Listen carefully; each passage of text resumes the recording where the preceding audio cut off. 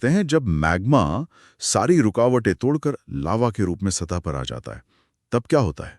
तब हम देखते हैं बहिर्वेधी यानी एक्सट्रूसिव भू आकृतियों को बनते हुए। और यहाँ कहानी बहुत नाटकीय हो जाती है। जब लावा सतह पर आता है तो बेसिकली दो मुख्य चीजें बन सकती हैं। क्या है वो? एक, अगर लावा बहुत पतला और तरल हो तो वो किसी नदी की तरह दूर दूर तक फैल जाता है और एक विशाल सपाट पठार बना देता है। इसे कहते हैं लावा पठार, लावा प्लेटो। इसका जिक्र आते ही मुझे तो भारत के दक्कन के पठार की याद आती है। क्या वो भी ऐसे ही बना है? वो तो मतलब कई राज्यों में फैला हुआ है। बिल्कुल सही। दक्कन का पठार इसका एक बेहतरीन उदाहरण है। वो किसी एक ज्वालामुखी से नहीं, बल्कि जमीन की लंबी दरारों से निकले बेहद तरल लावा के बार बार फैलने से बना है। अच्छा। और इसी प्रक्रिया ने हमें वो काली मिट्टी दी है जो कपास की खेती के लिए इतनी मशहूर है। तो देखिए, एक भूगर्भीय घटना का सीधा असर देश की अर्थव्यवस्था पर पड़ता है। सही बात है। और दूसरा प्रकार क्या है? दूसरा और सबसे आम प्रकार है ज्वालामुखी शंकु, वोल्केनिक कोन। ये तब बनता है जब लावा, राख और पत्थर के टुकड़े एक ही मुख से बार बार निकलकर उसी के चारों तरफ जमा होते जाते हैं। एक पहाड़ की तरह। जी, जिससे एक पहाड़ जैसी आकृति बन जाती है। लेकिन हर ज्वालामुखी शंकु एक जैसा नहीं होता।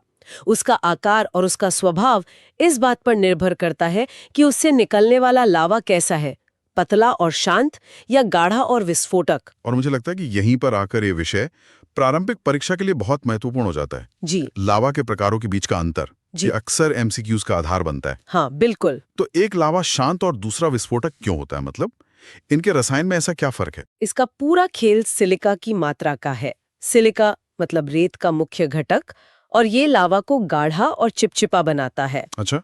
तो हमारे पास दो मुख्य प्रकार हैं। पहला है क्षारीय लावा। बेसिक लावास। इसमें सिलिका कम होता है, इसलिए यह बहुत गर्म, लगभग 1000 डिग्री सेल्सियस और पानी की तरह तरल होता है। ये शांति से बहता है और दूर तक फैल जाता है। और इससे जो ज्वालामुखी बनते हैं? उनसे जो ज्वालामुखी बनते हैं उनकी ढलान हल्की होती है, एक ढाल की तरह।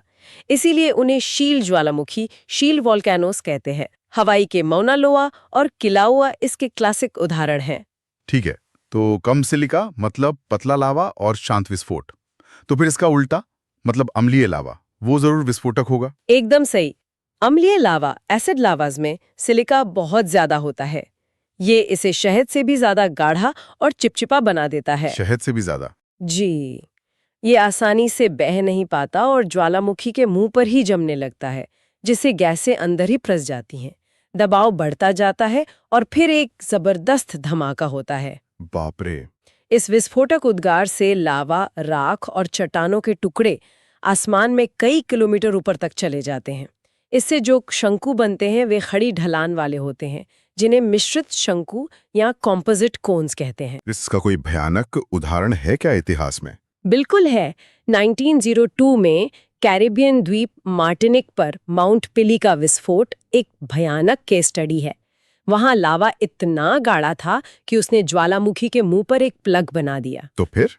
जब वो आखिरकार फटा तो लावा ऊपर जाने की बजाय साइड से फटा और राख और जहरीली गैस का एक सुपर हीटेड बादल अविश्वसनीय गति से पास के सेंट पियरे शहर की ओर बढ़ा। उसने मिनटों में पूरे शहर को और उसके 30,000 लोगों को खत्म कर दिया। ओह, ये तो रोंगटे खड़े कर देने वाली बात है।